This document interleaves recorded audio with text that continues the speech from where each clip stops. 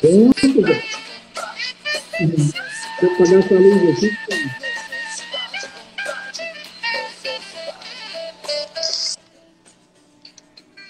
Vamos ficar melhor.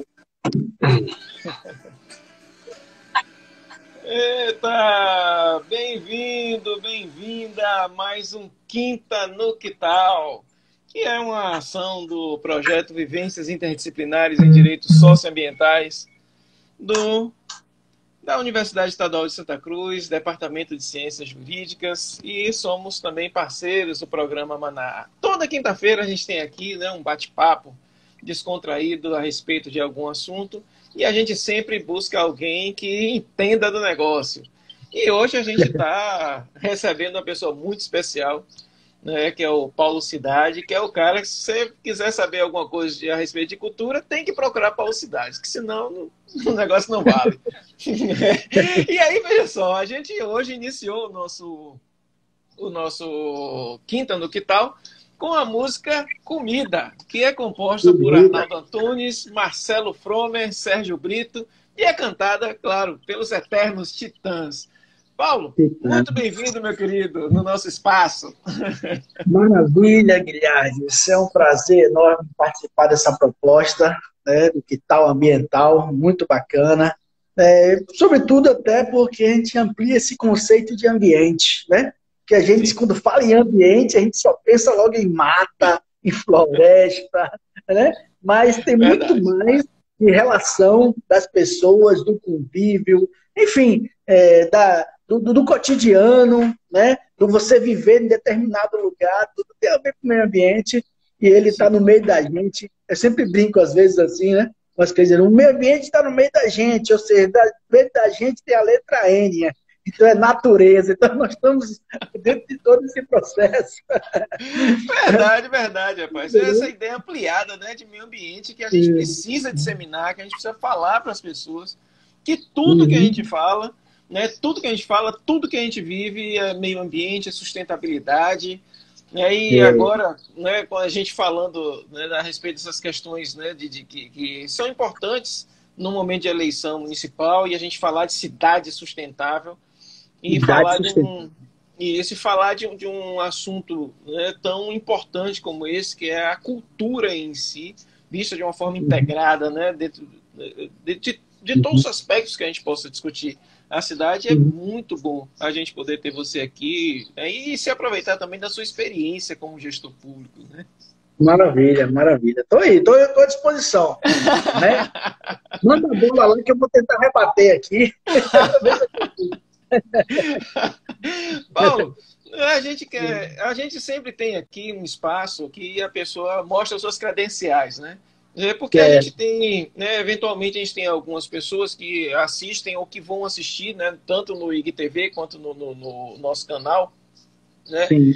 Que às vezes ocorre de não conhecer, né, o convidado ou a convidada. Então, esse espaço, esse momento aí é seu, né? Diga o quanto você caminhou para chegar até aqui. Rapaz, foi um bocado, um bocado. São 30 anos, assim, são 30 anos, um pouquinho mais, 32 anos de atividade cultural, assim, digamos, de forma profissional, né? Eu comecei no teatro, na verdade eu comecei no desenho, né? Fazia muito gibi para mim mesmo, etc. Depois eu comecei a montar um clube de correspondência, porque eu era fã da equipe da Marvel, né, dos super-heróis Marvel, e eu colecionava muito gibi. Então a leitura veio para mim através dos gibis. E aí eu montei um clube de correspondência nacional chamado Friendship Marvel Brasileira, que tive sócios do Brasil inteiro e até de fora do país, né, de países que falavam a língua portuguesa, né, como Angola, Moçambique e tal. E recebi muitas correspondências e muitos pedidos de sócio, né? Porque eu criei naquela época, uma coisa chamada Oscar dos Quadrinhos. Criei assim, eu e mais 3 amigos criamos o Oscar dos Quadrinhos, ou seja, os 12 melhores estatuetas, né? E para receber os quadrinhos, o melhor roteiro, melhor história, melhor desenho, imagem mais bonita, capa mais sensacional do ano. Nós criamos esse negócio, rapaz, deu tudo certo isso. Muita gente querendo fazer parte dessa sociedade. E depois eu enveredei pelo teatro, né? e não quis sair mais do teatro, montei um espetáculo que hoje, politicamente, seria incorreto. Olha o título da peça infantil que eu montei: A Piranha e o Baiacu. É, rapaz, muita gente iria contestar hoje. Ia contestar esse título aí hoje, né? Mas falava da história de dois peixes que se apaixonavam no rio Amazonas, e era um amor impossível entre uma piranha, né, carnívora, e um baiacu que se inflava, né, sempre que ficava nervoso, né, ficava cheio, cheio, cheio. E depois eu fui enveredando pela literatura e acabei escrevendo vários livros, né? Eu estou no meu 19º livro, que é esse aqui, já fazendo um jabazinho, que é o Rio das Almas, que eu vou lançar. Eita. Alguma coisa aconteceu aqui, eu não sei se é a minha internet ou se é a de Paulo. Sim, porque tá falhando a voz? Não, deu uma falhada aqui para mim. Mas eu certo. Ok, sim, mas tá ouvindo bem? Você ia falar, agora tô. Agora você ia falar do Rio das Almas. Então, aí eu acabei, o meu último livro é esse, Rio das Almas, que eu acabei de escrever ele esse ano ainda, né? E vai ser publicado, ou já foi publicado, vai ser lançado agora dia 13 de novembro, no Café Restaurante aí do meu amigo Eric lá, que é o Empório Gourmet, atrás do Teatro Municipal, às 5 da tarde. Então, assim, e aí eu me enveredei mesmo por essa questão da literatura, me apaixonei muito pela literatura, e esse é meu 19º livro. Eu espero que venha mais por aí.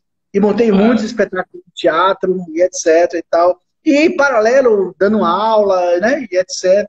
E me especializei na área da gestão cultural, que é a que eu me identifico muito como profissional também.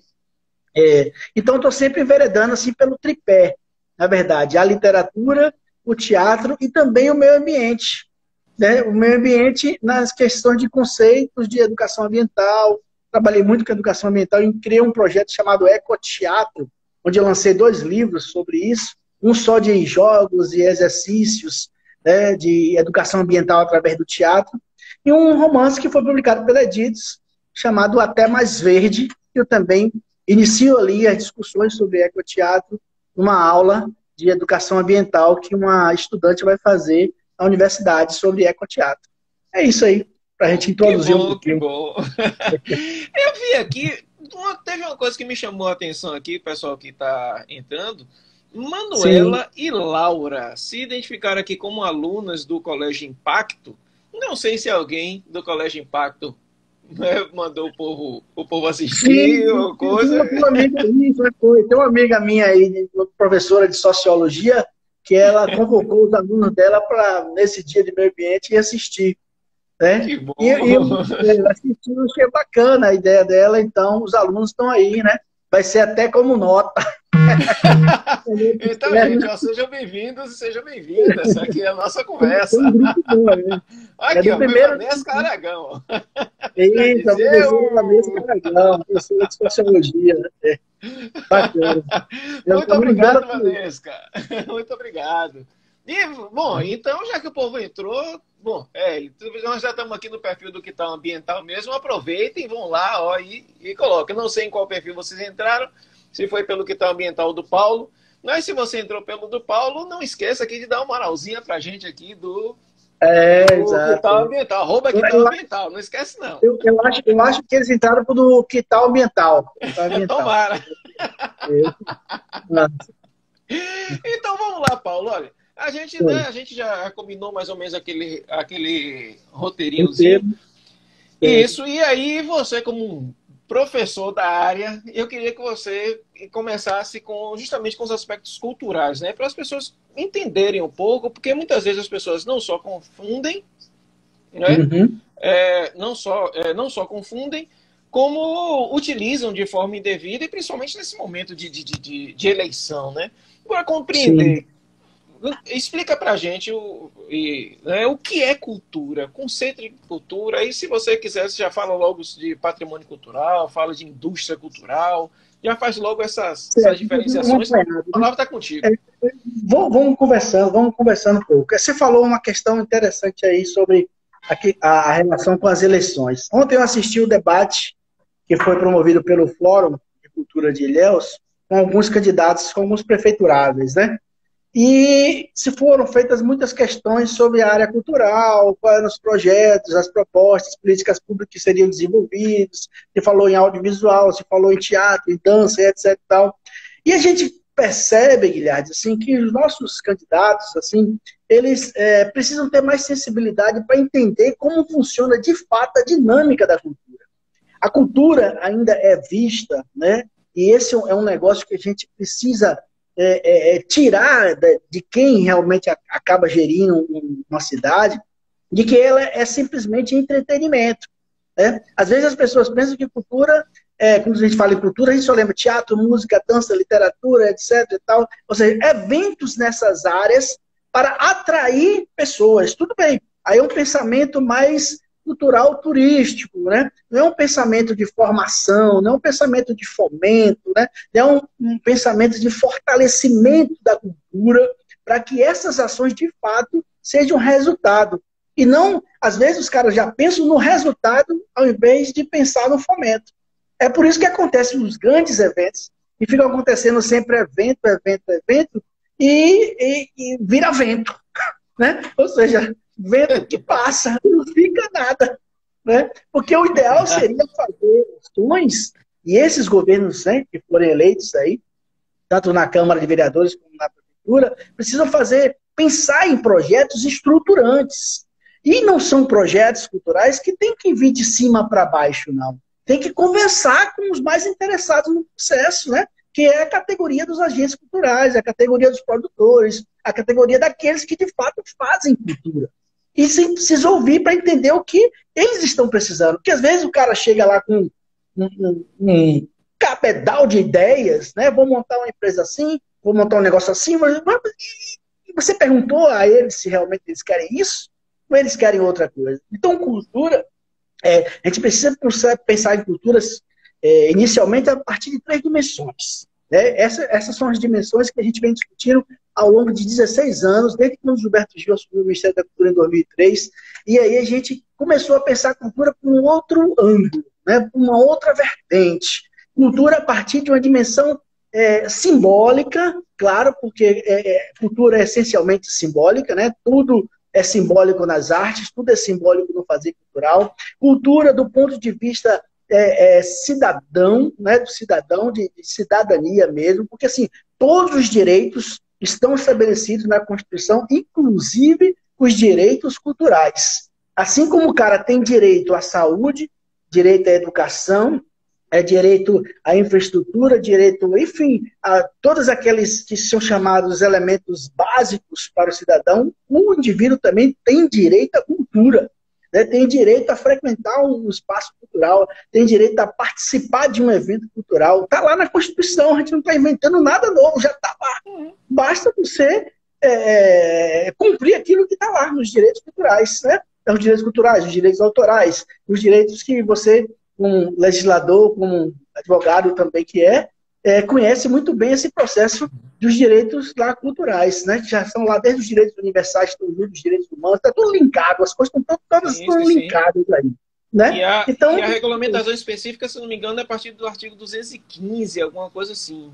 215 e 215A também está lá, exatamente. E o 205, que tem os direitos culturais também. Sim. Os direitos culturais não, são os direitos, todos os direitos em relação à diversidade estão lá também. Isso. Então, além disso, ou seja, essa dimensão simbólica que é inerente da cultura, não tem como. Aí talvez essa dimensão simbólica, eu digo que é uma das mais difíceis, porque assim, é difícil você mensurar o valor de um bem, e aí depois eu vou entrar na questão da indústria cultural, como, por exemplo, você valorizar uma caneca que você acabou de beber água, e essa que eu estou bebendo água aqui também. Né? Aqui é da indústria cultural, né? Aqui não é da indústria artesanal, do fazer direto, do artesão, não é. Aqui é da indústria cultural, que é um outro elemento que a gente vai discutir mais lá na frente. Então, essa dimensão simbólica da cultura, né? Porque assim, quando você pega um elemento, pena que não tem nada artesanal aqui no apartamento, mas assim, você vê que é diferente de um industrial, né? Porque assim, pronto, perfeito, né? Qual é o valor que você dá a isso aí? Né? Como é que você mensura isso aí? O cara, geralmente, que faz isso, ele chuta, né? Ele diz assim, eu acho que o meu trabalho vale R$ 10, vale 20, vale R$ 100. Se eu botar muito caro, as pessoas não vão dar valor. Aí vem uma indústria lá e faz 300 desses que ele está fazendo e vende a R$ 2, né? Aí acaba com o cara. Então a gente tem que pensar muito quando fala em cultura em dimensão cidadã, dimensão simbólica e essa terceira dimensão que é extremamente importante, que aí entra na questão da valoração do produto, né, cultural, que é a dimensão econômica. Porque muita gente faz bico quando fala em dimensão econômica, porque acha que artista não tem que ganhar dinheiro. Não. O artista tem que fazer tudo que ele faz é por amor. Né? O teatro tem que ser por amor, se não der dinheiro, tudo bem, é por amor. A música, o cara quando vai fazer um casamento, o cara contrata o buffet, o cara contrata a decoração, o cara contrata o segurança, o cara contrata, faz os melhores serviços que devem ser prestados lá. Aí quando chega...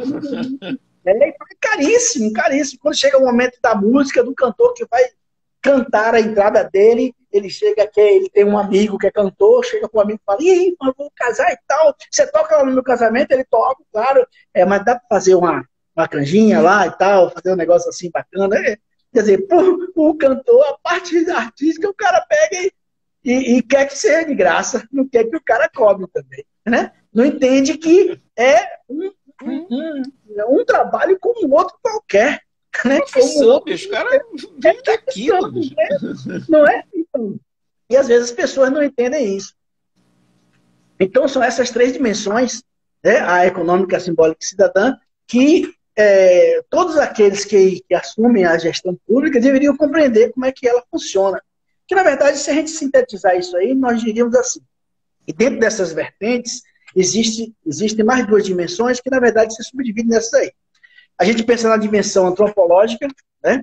Que é essa dimensão toda do pensar, do ser, do agir, da origem, dos conceitos. Você falou, o que é cultura? Pô, existe mais de 1.500 conceitos de cultura, cara.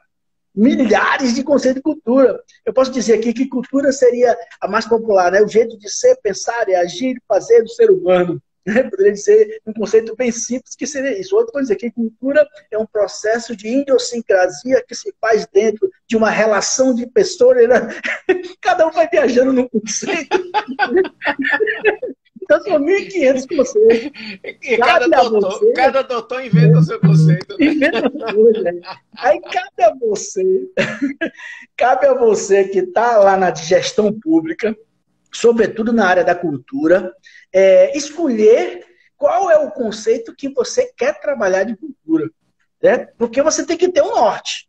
Então, assim, a primeiro momento você escolhe, bom, eu quero trabalhar a cultura a partir dessa vertente. Eu quero trabalhar com fomento, eu quero trabalhar com edital, eu quero trabalhar com uma relação com os povos de matriz africana, eu quero trabalhar com essas pessoas, esses artistas menos favorecidos. Então, quando você começa a pensar numa metodologia de trabalho, você está ali inserindo dentro de você um conceito de cultura. Né? Assim, é essa linha que eu quero trabalhar. Eu quero trabalhar a cultura do ponto de vista de Isaura Botelho. Não, eu quero trabalhar do ponto de vista de Gilberto Gil, que ele pensava nos pontos, que devia descentralizar as ações, descentralizar, eu quero... Assim, então eu tenho que ter um conceito. O cara tem que ter partido de alguma coisa. Ele não pode, de repente, trabalhar o sabor do vento. Então o cara que entra na gestão da cultura, ele tem que pensar nisso aí. Então ele tem que entender essa questão toda.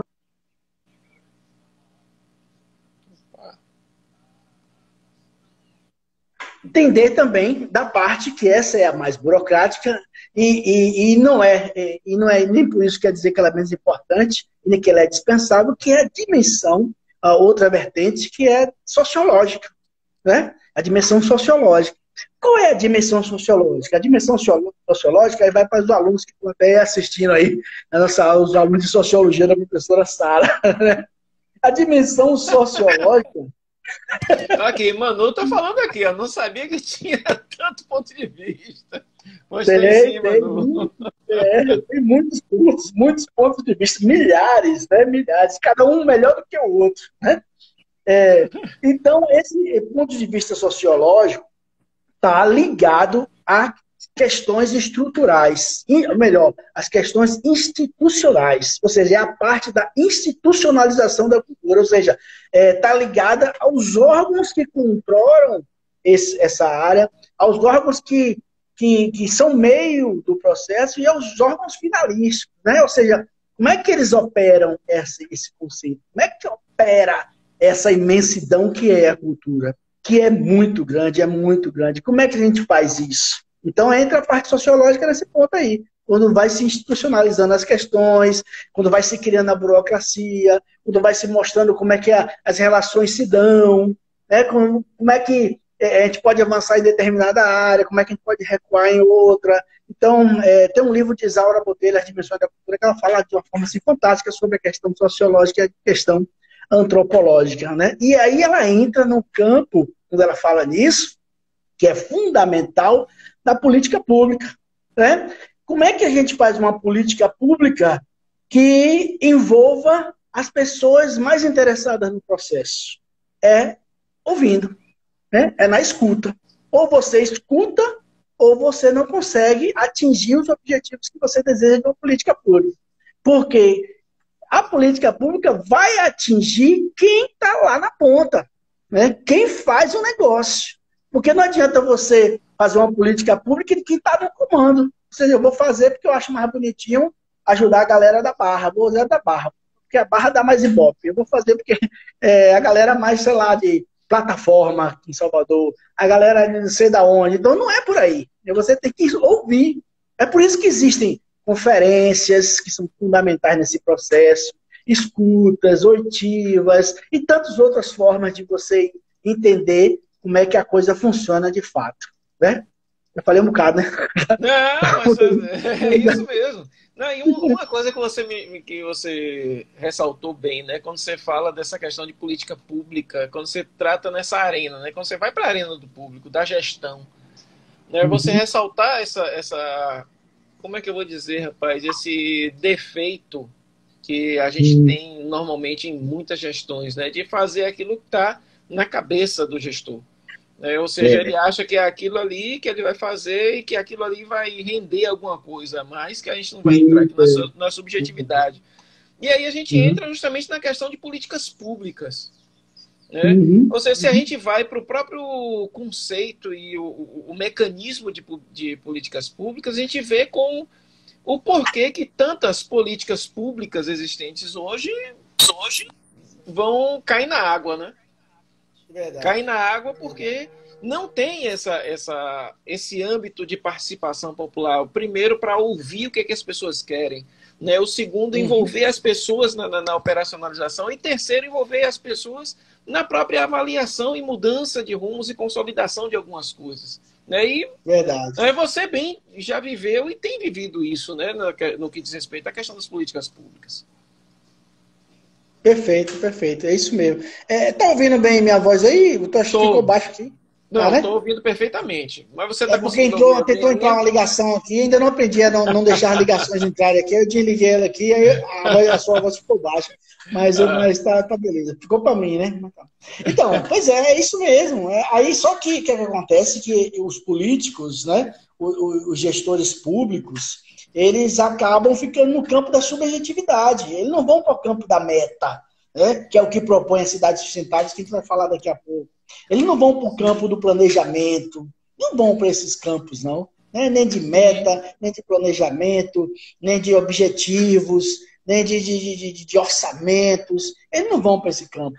Né? Eles sempre acham que dinheiro muito para a cultura é gasto, mas dinheiro muito para a educação é investimento. Não entende que cultura pode mudar todo esse processo. Veja o exemplo, claro, da cidade de Medellín, por exemplo, na Colômbia, né? De sair de uma cidade reconhecida mundialmente como a cidade do tráfico, a cidade da violência mundial, para ser referência como a cidade da cultura. Olha que coisa fantástica. Por quê? Porque o governo entendeu que se investisse 2% apenas do seu orçamento público na cultura, em oficinas, em escolas, em bibliotecas, em cursos, em apresentações culturais, as coisas poderiam mudar. E mudou. e mudou completamente. Hoje, nos bairros da Colômbia, ainda não conheço a Colômbia, tenho vontade até de conhecer esse processo cultural todo. Em muitos bairros existem bibliotecas, cinemas, bibliotecas, cada biblioteca fantástica, com um X número de livros, com salas de cinema, etc., que são administrados, não é pelo governo, não, cara, é pela comunidade. Tá? Existe um grupo gestor que organiza, que tem, claro, a participação do governo ali, mas o governo está ali para escutar, não é para fazer, não. É para escutar o que tem que ser feito ali. E isso é fantástico, né? Isso acontece na França, isso acontece na Colômbia. Pra você ter ideia, o orçamento da França, se eu não me engano, em 2019, para a cultura foi de 15 bilhões, né? 15 bilhões. 15 bilhões de euros, cara. Euros, não é dólares, é pouca coisa, e nem não. são reais, é euros. 15 bilhões só para a pasta do Ministério da Cultura da França. O que é uma coisa assim fantástica. Olha como os caras pensam cultura. Não é à toa que Paris é um dos maiores museus e os melhores museus do planeta. Né? O Louvre está lá e tantos outros que estão ali naquele corredor do Champs-Élysées e tantos outros mais lá, onde tem várias peças artísticas, onde tem apresentações culturais. Enfim, a cultura é prioridade lá. Fora a conservação dos gosto sempre monumentos, de dar o né? Que a exemplo gente sempre... do Ali Salomão, o saudoso Ali Salomão, que já morreu, que nos deixou, poeta de Jequié, que trabalhou lá no governo de Gilberto Gil na época. Ele dizia assim, uma coisa interessante, que a cesta básica, além de ter o feijão, além de ter o arroz, o macarrão e etc., o leite, deveria ter também um livro. Né? O livro tem que ser elemento indispensável da cesta básica, porque o cidadão precisa se alimentar de saber, precisa se alimentar de conhecimento, precisa se alimentar da história, para que ele possa, de fato, enfim, conviver nesse mundo tão difícil que é o nosso.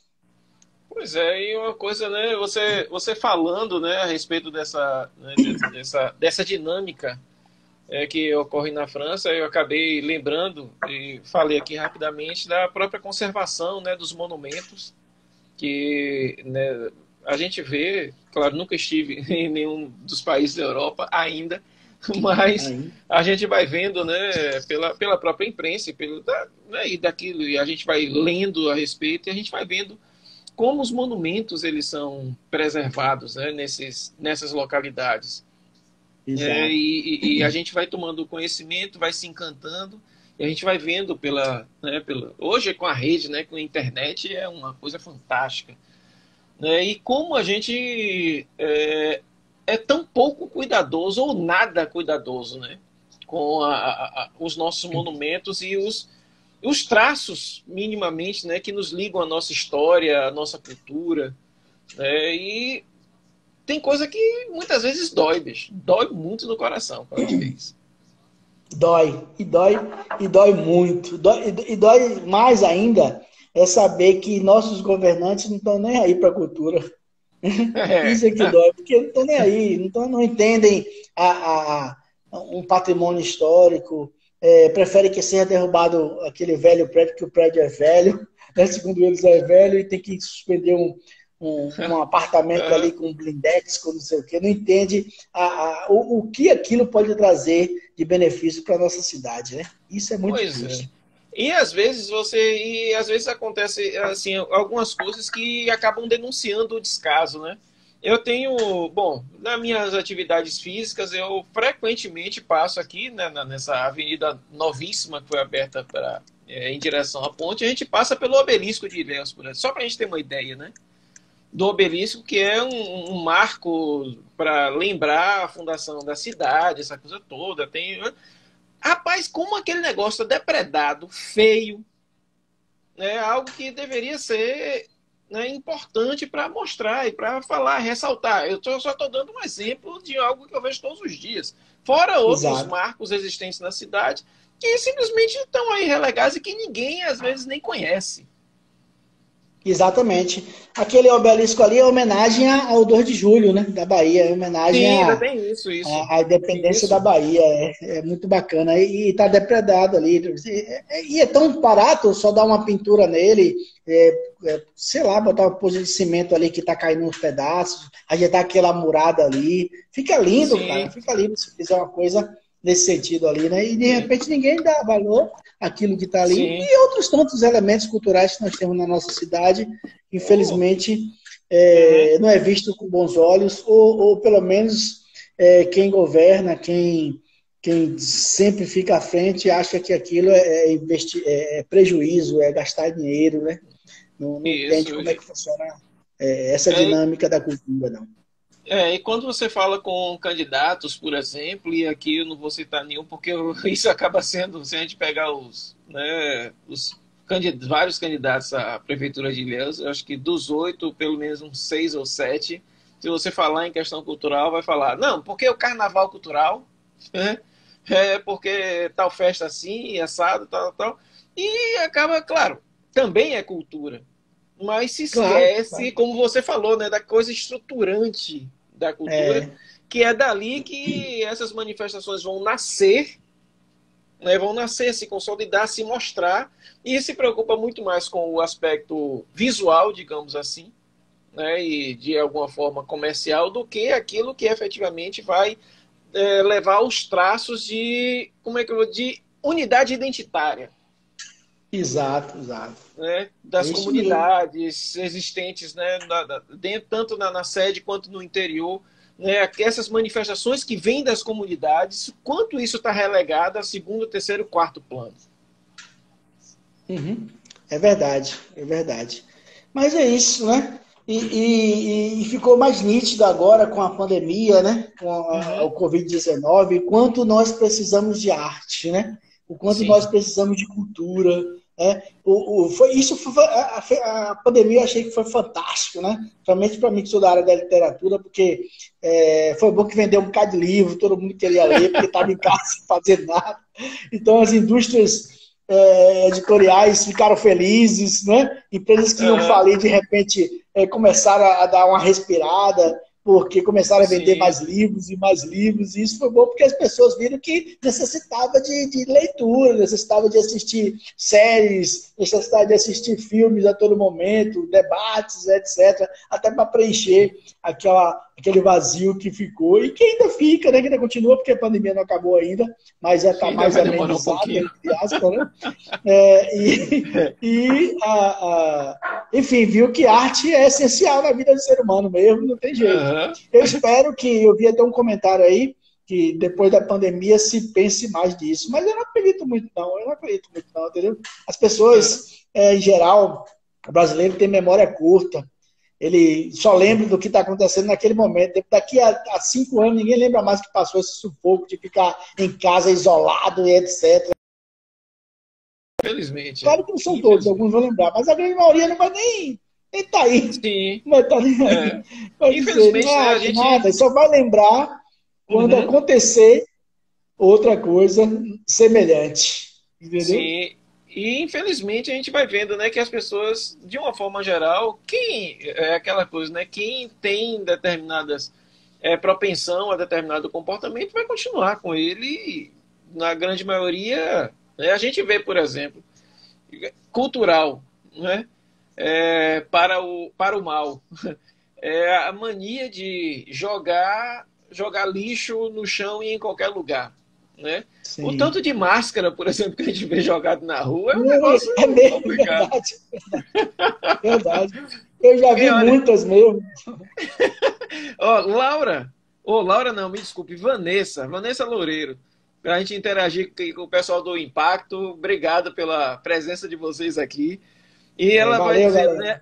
As pessoas, principalmente jovens, não dão devido valor, nem o sistema. Espero que a pandemia desperte algum interesse pela cidade. E a gente também espera, né, Vanessa? É esse Claro. Eu, o- eu a sou, eu esperança da sou gente, né? Eu sou um eterno sonhador. Teve uma vez um blogueiro aí que me chamou de utópico, né? Porque eu acredito sempre no lado bom do ser humano. Eu acredito que a gente ainda vai ter uma cultura realmente fortalecida, que nós vamos ter governantes e gestores que se preocupem mesmo com o fomento, as relações, né, o fortalecimento das culturas menos favorecidas, né, dos grupos esquecidos, dos grupos que quase nunca são vistos, que se preocupem mais com a inclusão, né, que as pessoas, as que estão mais distantes possam estar mais próximas, que haja de fato desconcentração de recursos, sobretudo na cidade como Ilhéus, que é grande territorialmente, né? Embora a população não seja tão grande como Vitória da Conquista, por exemplo, mas territorialmente ela é gigantesca, né? Porque os distritos são muito longe e às vezes as coisas culturais, ou melhor, as ações artísticas não chegam nessas comunidades, né? E quando chegam assim uma vez por ano, precisa ir para esses lugares, a gente precisa fortalecer isso. O centro já está abastecido de tanta coisa, tudo que acontece é no centro, vamos fazer no centro. Tudo bem que o centro dá visibilidade, né? Mas a gente precisa desenvolver ações nas comunidades, né? Tem ações lá na rua Luiz Gama, por exemplo, que nunca aconteceu nada, tem lá no, sei lá, na Avenida Esperança, numa daquelas travessas, que nunca sequer aconteceu nada lá. Então, assim, a gente precisa estar dentro dessas galera, mas precisa ter investimento para isso acontecer.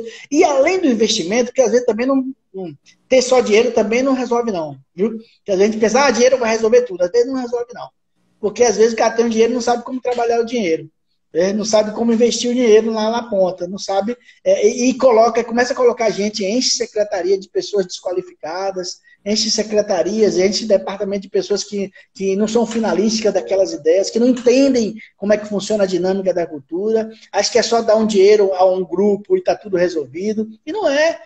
O grupo precisa entender de gestão, o grupo precisa entender de orçamento, o grupo precisa entender de política pública, né? Ele precisa entender que o governo nem sempre vai ser paternalista, né? E aprender a se livrar até do paternalismo governamental para ele caminhar com as próprias pernas e saber captar o seu recurso, saber viver sozinho. É aí que a gente entra até na questão da sustentabilidade dos projetos culturais. A gente fala tanto em sustentabilidade, nesse sentido de que o cara, depois que ele recebe o recurso, ele, aquele primeiro, digamos assim, estímulo vai fazer com que ele caminhe depois sozinho. Porque essa era a ideia, por exemplo, Guilherme, dos pontos de cultura quando Gilberto Gil criou.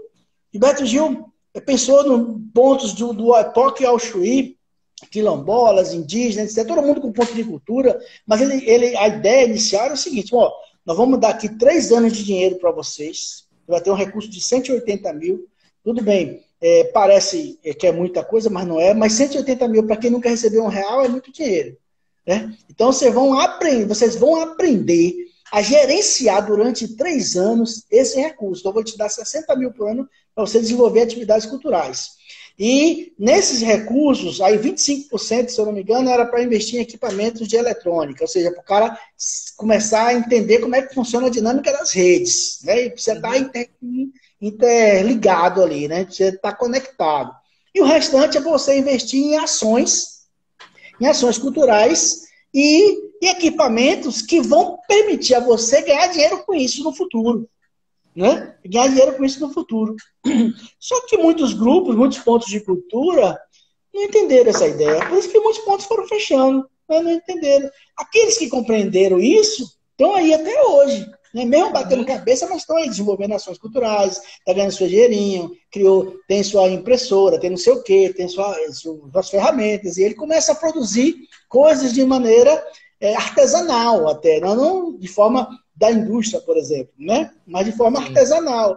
E essa foi a ideia, ou seja, a ideia do Ministério era formar empreendedores culturais, né? E tanto que naquela época, teve muito auxílio do Banco do Nordeste, teve muito auxílio de programas de ajuda do Sebrae, o Sebrae ensinando na área da cultura como o cara desenvolver projetos. Ou seja, aí surgiu uma corrente também contrária, dizendo que o artista, ele era avesso a essa questão de organização, que artista ninguém quer se organizar, não. O artista quer chegar lá e encontrar tudo pronto e e não fazer nada, não fazer nada, deixar as coisas rolarem lá. Né? Só que não é bem assim, ou você gerencia a sua carreira, ou você gerencia as suas ações, ou você vai acabar morrendo na praia mesmo, você vai acabar sendo esquecido lá. Né? Sim. E, sobretudo, quem está artistas, profissionais que não alcançaram o estrelato, né? E não vai conseguir viver disso aí como estrelas. Então, precisa entender como se organizar. Estou até pensando nisso, uma vez que teve uma cartilha, em 2000 tem uns 6 anos já, que teve uma cartilha chamada Como Transformar a Cultura em um Bom Negócio. E aí, o que eu estava querendo dizer ali? Eu não estava querendo dizer que o cara, eu estava ensinando o cara a ganhar dinheiro com cultura, não. Pelo contrário. Né? Porque não existe nem essa fórmula mágica, não existe de você, na cultura, eu vou ter uma fórmula aqui, não. O que existe é o seguinte, você precisa se organizar para que as coisas aconteçam. Porque se você não se organizar, você não pensar no futuro, né?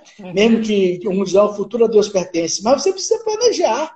Você precisa se organizar, mesmo que não aconteça, mas você precisa estar preparado para o que vai vir aí. Por exemplo, ninguém estava preparado para a pandemia. Ninguém estava preparado.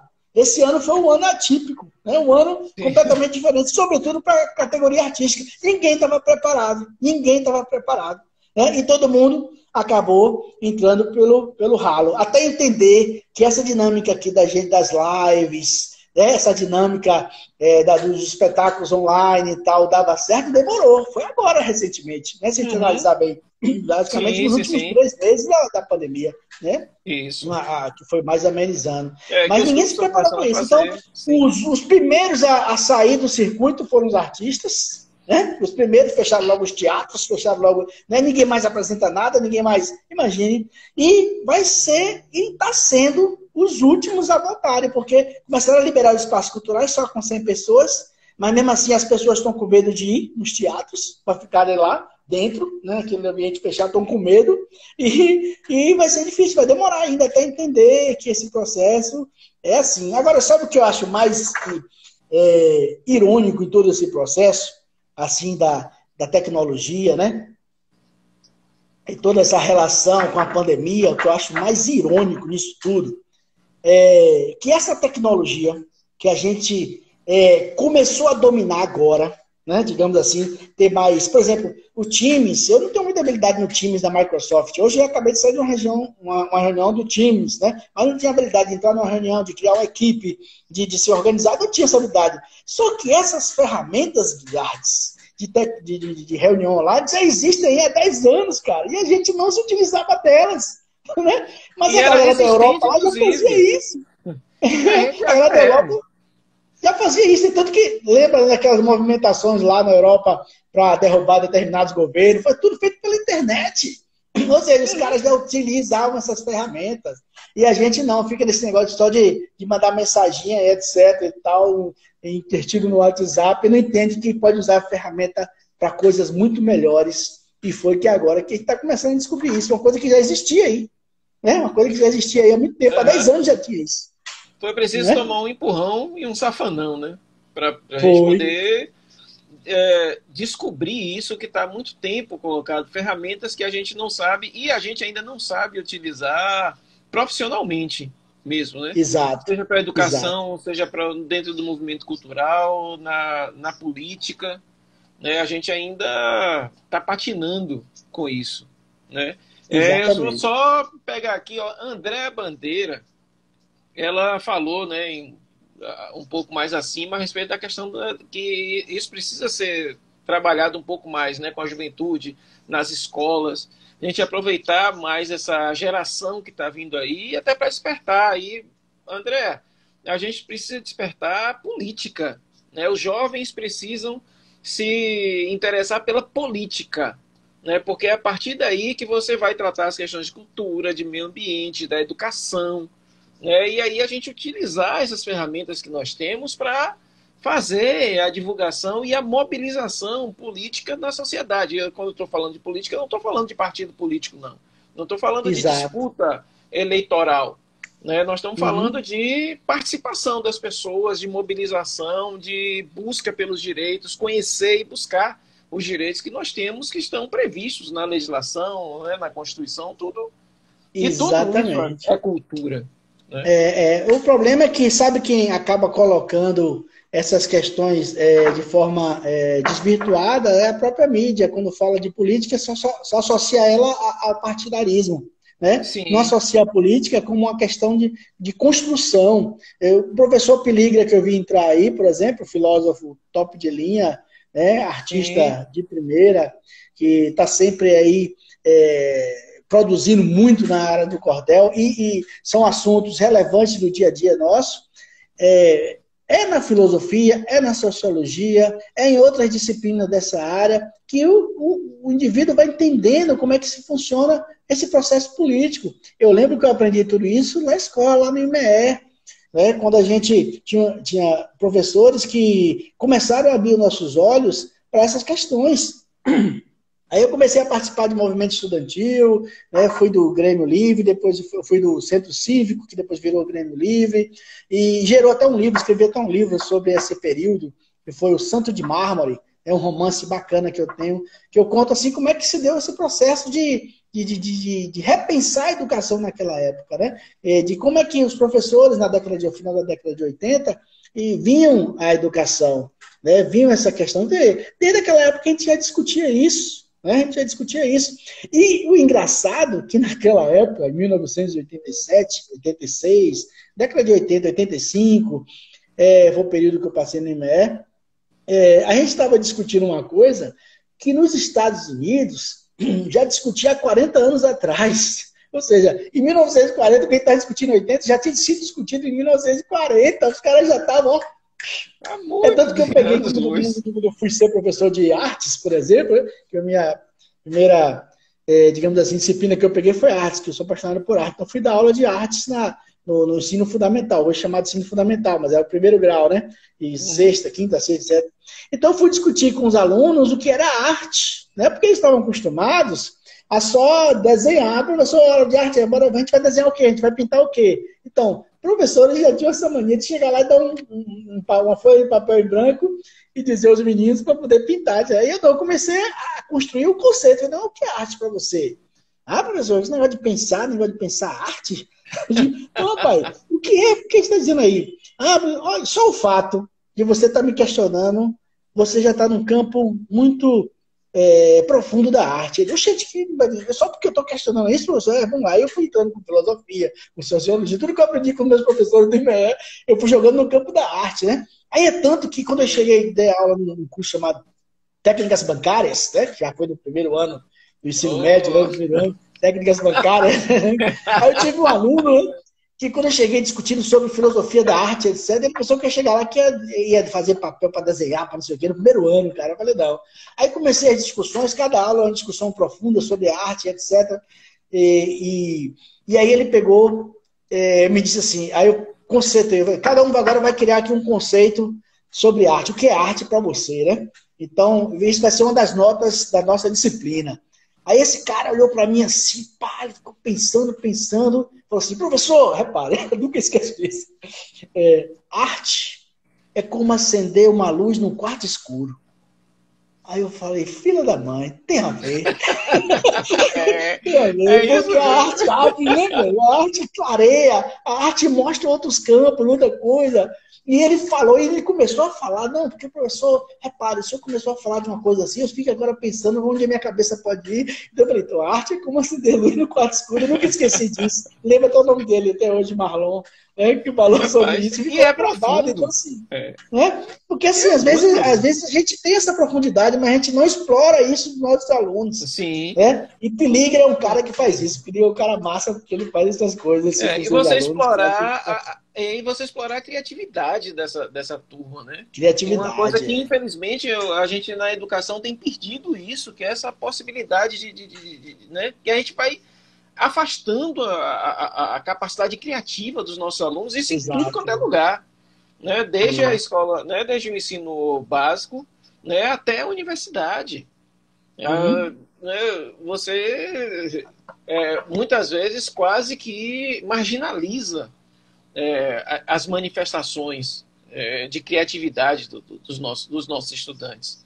Né? Agora imagine isso, quando você joga isso na esfera pública, da gestão pública, aí pronto, vira uma desgraceira total. Exatamente. Exatamente. Nosso tempo já está chegando perto, né? Estou vendo aí, já são. Tá. Passou Faltam uns rápido. 5, 6 minutos. O negócio aqui rende, bicho. O negócio rende. O negócio rende, Rende, é. E aí, é interessante, eu queria aproveitar, Paulo, essa sua experiência, né, no campo público. Sim. Mesmo. E eu queria que você falasse um pouquinho, né, de aspectos que as pessoas precisam se atentar, né, em relação ao que cobrar de políticos, cobrar também dos gestores, em relação à aplicação de recursos, elaboração de políticas públicas para essa área, né, Ilhéus, né, tem a questão do fundo cultural, né, em Ilhéus, né, e o Fundo de Cultura, melhor dizendo, né, que foi questionado, né, naquelas lives dos prefeitos, dos candidatos a prefeito a respeito da aplicação, né, primeiro, dotação orçamentária, né, que os prefeitos vêm negligenciando isso ao longo de vários anos, são 8 anos, né, se não me engano, negligenciando isso, e para os próximos, o que é que a gente precisa cobrar dessa turma, principalmente falando aí para os estudantes, né, pessoal do impacto? Certo. Primeira coisa é o seguinte, a gente precisa entender que nosso município, falando de Ilhéus, existe uma política pública de cultura, né? E essa política, ela precisa ser cumprida. Ou seja, nós temos um plano municipal de cultura que precisa de uma revisão, claro, porque ele foi criado em 2012 e ele tem uma previsão de vida útil, digamos assim, de 10 anos, então em 2022 ele vence, mas a cada 4 anos ele precisa ser revisto, né? Até para ver qual foram as metas ali que de fato cumpriram, qual foram as metas que não se cumpriram. Então, assim, se você, a partir do momento que você cobra as metas do Plano Municipal de Cultura, você obriga o gestor a cuidar do processo cultural como um todo, né? A gente precisa ter um Conselho de Cultura atuante, precisa cobrar do Conselho de Cultura essas metas, essas ações, né, que o Conselho de Cultura não só... E também tem detalhe, que os conselheiros precisam entender que eles não são só fiscalizadores, né? Eles são também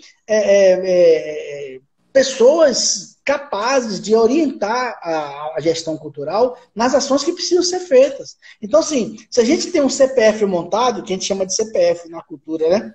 Que é Conselho, Plano e Fundo, que é o recurso que financia tudo isso. Então, tem que cobrar dos governantes fazer cumprir essas leis, porque as leis já estão postas, só que elas não são cumpridas. Precisa cumprir o que está no plano, precisa cumprir o que está no fundo, o que diz lá quais são os recursos que precisam ser depositados, precisa cobrar isso que está lá.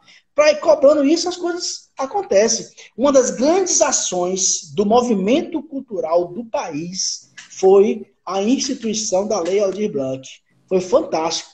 Muito município que nunca viu dinheiro na vida, na cultura, de repente começou a receber dinheiro que ficou assim, né, extasiado com tanto dinheiro. Quer dizer, um dinheiro, não é um dinheiro que o governo bonzinho deu lá, um dinheiro bonzinho pra gente, não. Um dinheiro que já existia, estava lá parado, cara. E fica parado sempre, que é no Fundo Nacional de Cultura. E se descobriu que o dinheiro pode ser dado diretamente, via fundo a fundo. Está aí a prova do repasse dos recursos da Lei Aldir Blanc. Tudo bem que o governo federal engessou demais a Lei Aldir Blanc, engessou muito, né? Sim. É dinheiro federal, tudo bem, eles usaram os artifícios que eles têm para poder dificultar até o acesso a esse recurso. Mas cabe ao município flexibilizar sem ferir a legislação federal, entendeu? E meios tem para isso, Só para você entender esse processo. Então, eu volto a frisar aquilo que você disse. A gente precisa entender da política dessas coisas. Né? A gente precisa entender como essas coisas se dão. Então, a gente precisa se envolver na política do processo. Né? De como acontece cada passo. Né? De entender qual a responsabilidade de cada um nesse contexto. E às vezes a gente não entende isso. E é a política que nos ensina isso, né? A política da participação, a política de estar junto, a política da construção, a política da fiscalização, a política do fortalecimento, do fomento, é a política de todas essas ações. Né? É o que André Bandeira botou aqui, política no sentido real da palavra, né? É real da palavra, isso mesmo. Isso. E aí, veja, ó, o negócio rendeu, já são 6 horas. né? A gente vai ter aí, Vixe, como vai a gente cair. começou, eram as 5:02 mais ou menos. Eu sempre Foi. deixo para começar aí uns 2 minutinhos depois. A gente tem aí mais uns 2 minutos. Mas eu já quero, Paulo, te agradecer de coração, né? Pela sua disponibilidade, pela sua generosidade de estar, né, conversando aqui com a gente. Quero novamente convidar o pessoal que entrou aí, se entrou pelo perfil de Paulo, que vá no @quetalAmbiental. A gente tem semanalmente colocado, né, um monte de informação ambiental. Inclusive, foi essa semana, na semana passada, falou justamente a respeito de cultura, né? E, bom, nós estamos aí, né? Na semana que vem a gente está encerrando a nossa série sobre eleições municipais e a gente vai receber novamente Socorro Mendonça. A gente começou com Socorro, a internet deu uns problemas e foi, né, terrível. E aí a gente vai voltar agora, justamente agora, na véspera da eleição. Você, cidadão, cidadã, no sentido político, o que você precisa se atentar agora nessa reta final de campanha nas nossas eleições municipais? Precisamos estar atentos a respeito disso. E Paulo hoje deu uma verdadeira aula de cultura, de políticas públicas culturais e do que a gente precisa se atentar nessa área para a gente votar bem e a gente cobrar dos nossos governantes. Paulo, suas considerações finais e obrigado novamente. Maravilha. Eu peço a vocês o seguinte, alunos e todos aqueles que participaram, assim, leiam os programas dos candidatos na área da cultura. O que é que eles estão pensando? Leiam de todos da área da saúde, da educação, mas vejam na cultura lá, para vocês terem ideia como é que eles pensam cultura. Né? Como é que eles imaginam que a cultura deve ser feita. Então, leiam esses programas. Não é difícil, não. Bota lá no Google, você vai achar programa do candidato tal. Aí você vai ver e vai aparecer logo lá no primeiro link. E a gente não falou ainda da cultura para a sustentabilidade. Talvez outro momento, sei lá, de uma outra série. Vamos pegar. Vamos falar sobre isso. Tá bom? Eu agradeço. Eu estou pensando numa série sobre os ODS. E aí vamos botar. Massa, então, pronto. Aí eu entro na sustentabilidade. Valeu, obrigado, Guilherme. Obrigado pelo convite, estou à disposição, né? E é isso. Dia 13, não esqueçam, lá no Empório Gourmet, lançamento de Rio das Almas, tá aqui coladinho comigo. Aí um romance bacana, que se passa em 1968, a história de um povoado que viveu todo o seu apogeu e toda a sua decadência no estado de Betânia, que é um estado fictício, mas Rio das Almas é um povoado que também é fictício. E obrigado aí ao pessoal do Colégio Impacto, professora Vanessa. Exatamente. E a professora Sara. A professora Sara. Bom, muito obrigado, gente. Até a próxima. A gente se vê. Fiquem com Deus. Tchau, tchau. Tchau.